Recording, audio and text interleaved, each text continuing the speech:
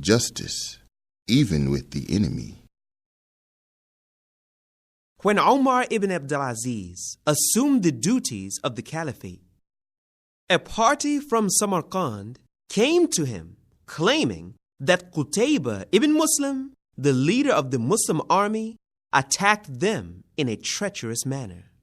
Umar wrote to his governor over there, requesting him to appoint a judge to rule in the matter. He ordered that the Muslims should leave Samarkand should the judge rule in favor of its inhabitants. The judge, who was a Muslim, ruled that the Muslims should leave and that the leader of the Muslim army should then warn them of their attack, according to the principles of Islamic warfare, so that the inhabitants of Samarkand could make their preparation for fighting with the Muslims.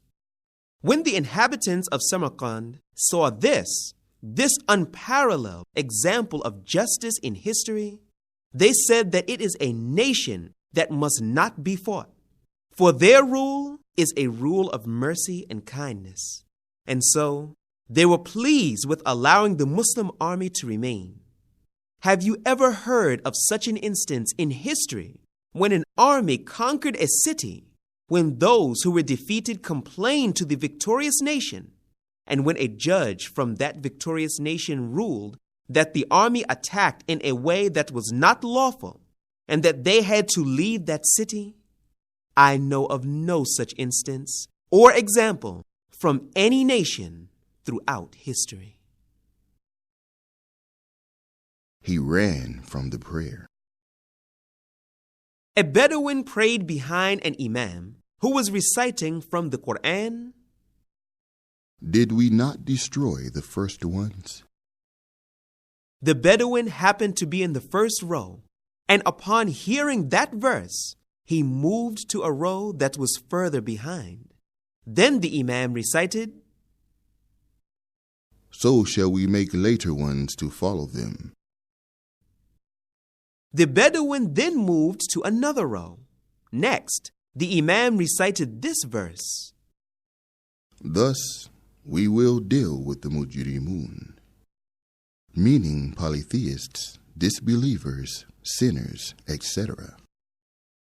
The Bedouin, whose name happened to be Mujrim, ran away from the congregation, saying, By Allah, I am his target.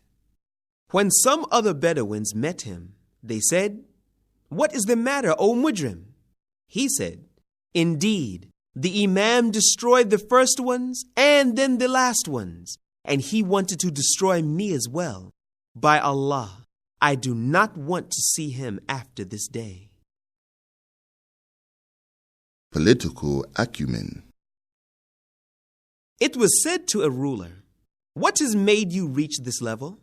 He said, I forgave when I was able to exact revenge. I was soft even when I was severe. I was just even regarding my own self, and I left enough place in my love and hate so that I could still easily change from one to the other. He deserved a large endowment. During the days of Hisham ibn Abdul Malik, a group of Arabs came to his court but were afraid to speak to him. Among them was a young man named Dirwas ibn Habib, who was only 16 years of age at the time. Hisham spotted him among the group and said to his guard, Now, anyone who wishes to enter and meet me may do so, even young children. Dirwas jumped forward and said, O leader of the believers, we have been afflicted with 3 hard years. In the first, our fat melted away. The second year ate away our flesh. And the third affected our bones. In your hands you have surplus money. If that surplus is for Allah, then divide it among his slaves. And if it belongs to them, then why do you prevent that wealth from them? And if it is yours, then give it in charity to them. For indeed, Allah rewards those who give charity. Hisham said, In each of the 3 scenarios, The young man left no excuse for me. He ordered for the group to be given 100,000 dinars, and for that young man to be given 100,000 dirhams. Choosing a husband.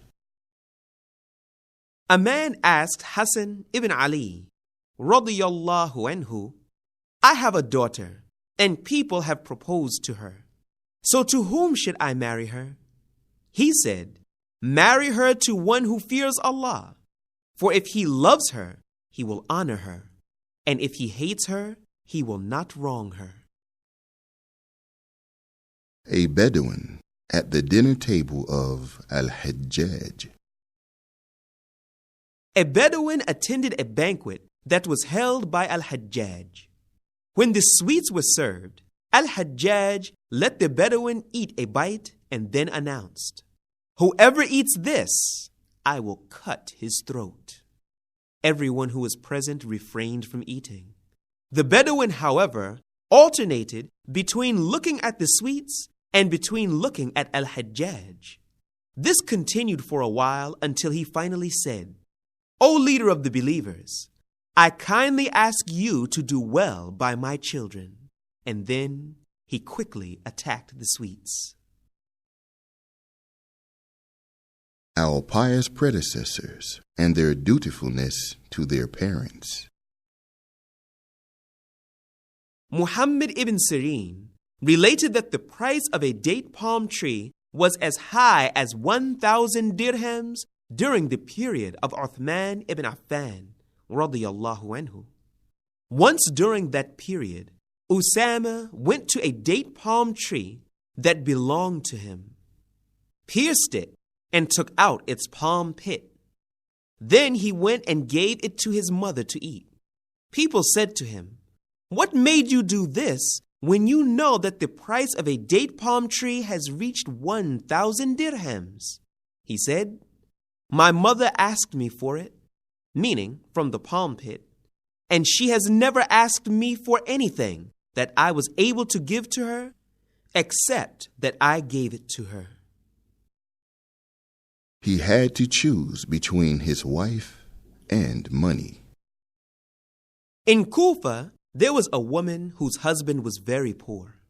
She said to him, travel in the lands and seek from Allah's bounty, and perhaps you will be given provision. He went to Sham and earned 300 dirhams, with which he bought a beautiful camel. He mounted it, intending to return to Kufa. However, he was dismayed to learn that the camel was wild and disobedient. And at one point, he became so angry at it that he hastily made a bad oath. He said that he would divorce his wife unless he sold the camel for 1 dirham the day he returned to Kufa. When he finally returned home, he greatly regretted what he did, and he became miserable because of his hasty action. His wife asked him what happened, and at first he denied that anything had occurred. But finally, in a fit of desperation, he told her the whole story, and that he had to choose between the camel that was worth 300 dirhams and between her, because if he was to keep his wife, he would have to sell the camel for only 1 dirham.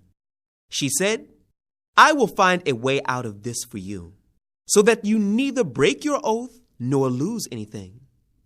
She picked up a cat and hung it around the neck of the camel with a rope, and she said, go to the marketplace and say, this cat is for 300 dirhams, and the camel is for 1 dirham only, and I will not sell them separately. When he went to the marketplace, a Bedouin was walking around the camel saying, how healthy it is, how beautiful it is, how noble it looks, were it not for this partner that is on its neck. The best of women.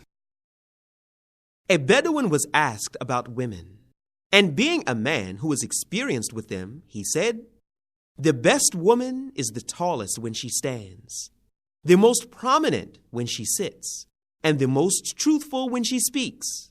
She is the one whose anger subsides quickly and whose laugh is a beautiful smile. When she does anything, she does it well. She obeys her husband and adheres to her home. She is honored among her people, yet insignificant in her own mind, affectionate and fertile, and all of her affair is good. I was hoping to find something else. The ruler of Germany once visited Turkey. A member of the Turkish Congress wanted to show the German leader how civilized they had become. He prepared a group of schoolgirls to welcome him, and he dressed them up in a gaudy manner, and each one of them was to give him a bouquet of roses. The German ruler was shocked to see the dress of the young girls, and he said to those in charge, "Indeed, I was hoping to see the hijab and modest dress in Turkey, which is in accordance to the ruling of your Islamic religion. And here I am witnessing lewd dress, which we are afflicted with in Europe, and which is leading us to the loss of family, to the destruction of societies, and to the ruin of children."